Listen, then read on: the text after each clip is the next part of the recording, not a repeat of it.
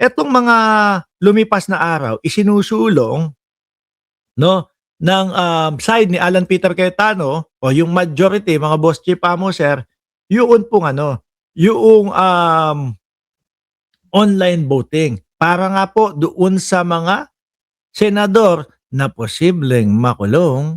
Alam naman ho natin mga kababayan, yan ang dahilan kung bakit gustong-gusto nila na magkabotohan or whatever, magkaroon ng mga online voting eh, no? Para do sa impeachment ng vice presidente eh. Oh, sinusulong nila yung online voting po mga boss chief amo sir. At Senator Tito Soto, sila Pangilinan, no?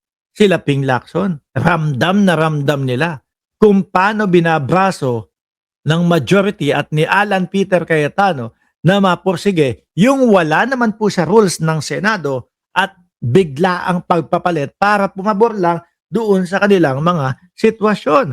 Kaya lang, mukhang mahilig ho yatang mambaliktad. Ito hong si ano, ito pong si Alan Peter Cayetano, mga bossing, no? Mahilig atang mambaliktad mga kababayan sa kadahilanan na biruin nyo naman, tignan nyo. Cayetano calls Senate Minority Bloc tyrannical. Ano po, ibig sabihin, gusto niya sabihin na ginagamit ang posisyon at ginagamit ang mga kapangyarihan para maisulong yung kanilang mga agenda. Ayan, no? Ito, Senate President Alan Peter Cayetano on Friday accused members of the Senate Minority Bloc of undermining the chamber's integrity, branding them tyrannical for walking out of their session last Tuesday amid the heated debate over the proposal to allow senator to participate in their proceedings. Makita mo nga ho sila Peter Cayetano mga kababayan, ano reklamo po ni Kiko Pangilinan na senador ng Pilipinas. Isang beses lang nakapag-question tapos ayaw niya na, gusto niya botohan na agad. Di po ba yun yung pambabraso? Si Ping Lacson lang daw ho ang nakapag-question tapos gusto ni Peter Cayetano mag-umpisa na yung botohan. Oh. Sino po sa tingin ninyo yung talagang nambabraso para po umigi at pumabor sa kanilang mga sitwasyon? Di po ba yaang mga majority, mga bossing? Sabi dito, during the Facebook live stream, Cayetano rejected claims by the minority senators that the majority bloc was railroading amendment. Yun naman ho talaga. Tingnan nyo, ito yung rules, ang gusto nila baguhin agad. Kailan po ba tayo nagkaroon ng mga online na pagharap dyan po sa Senado nung panahon lang po ng pandemic? Bakit po mga kababayan? Kasi hindi na talaga tayo pwedeng lumabas noon upang maiwasan yung pagkalat ng virus. Hindi naman po pwedeng hindi tumuloy-tuloy ang Senado. Ngayon, okay, sige, force majeure, online tayo dito sa Senado. Yun po. Pero ngayon mga kababayan, lalong-lalo na, ano po yung sinasabi nung isang Robin Padilla, mga boss chief amo sir, na force majeure. Kasi bakit? Merong digmaan doon sa gitnang silangan. Force majeure kasi may digmaan dito sa Taiwan at ng China. Ano naman po ang kinalaman ng ating bayan na pagkalayo-layo? Sasalubungin ng mga senador yung mga missile habang tinatahak nila nanggaling sila sa bahay hanggang Senado? Parang wala naman po, sir. Ano po? Di ba? So walang other way o walang ibang dahilan upang mag-online. Pumasok. Yan ang binabayaran ng mamamayang Pilipino. Galing sa bulsa ng tax ng mamamayang Pilipino, yung pagpasok sa Senado nitong mga senador ho, mga boss chief amo sir. Sabi pa nito, o dagdag pa ni Alan Peter Cayetano, sabi nila tyranny of the majority. Hindi po. Tyranny Tulfo, tyranny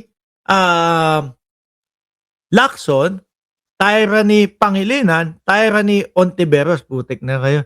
Tyranny ni Pangilinan yung yung malakasan lang ng boses, tumaas lang ang boses ni Senador Kiko Pangilinan. Nag-aartihan na kayo, lalo na itong si Robin Padilla. Oh, ang lakas-lakas ng loob magsabi na weak daw po yung ating mga kabataan, pero malakasan, mataasan lang ng boses, iyakin na ho. Sino po ang maniniwala sa inyo, mga bossing, na yung kay Robin Padilla, alam niya na merong mga aawat sa kanya doon sa Senado? Sino po ang maniniwala sa inyo na alam ni Robin Padilla may mga kamera, kaya ganun yung inasta niya? Alam ko naman na may aawat dito sa atin, no? Ay, yabangan ko na yabangan si Kiko Pangilinan. Ano, pare, tukag. Yung ganun ho. Di po ba?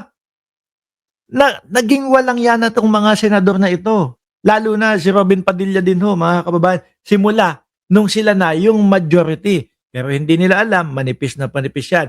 Baka nga po pagdating ng Lunes, magulantang po si Alan Pokemon Cayetano, bigla na lang pong hindi na siya yung Senate President dahil baka may lumipat na mga senador galing sa majority papunta doon sa minority. Ingat, Peter Cayetano. Kaya pala vlog ng vlog si Alan Peter Cayetano, mayat maya po siguro nangangamba din na baka siya ay mawala sa pagiging Senate President. Mukhang trip na trip pa naman niya ni Alan Peter Cayetano. No? Gustong-gusto niya ho yan, mga kababayan. Bakit? Biruin mo ba naman? Yung pagyayabang niya. Sabi niya sa atin, sino ba naman po ang hindi matutuwa? Wala kang kinausap o hindi ko kinausap yung mga senador na iyan. Diba sabi ho ni Alan Peter Cayetano, sino ba naman ang hindi matutuwa? Wala kang kinausap. Tapos nakabuo ng bilang na 12, pang-13 si Bato de la Rosa. Pero si Robin Padilla,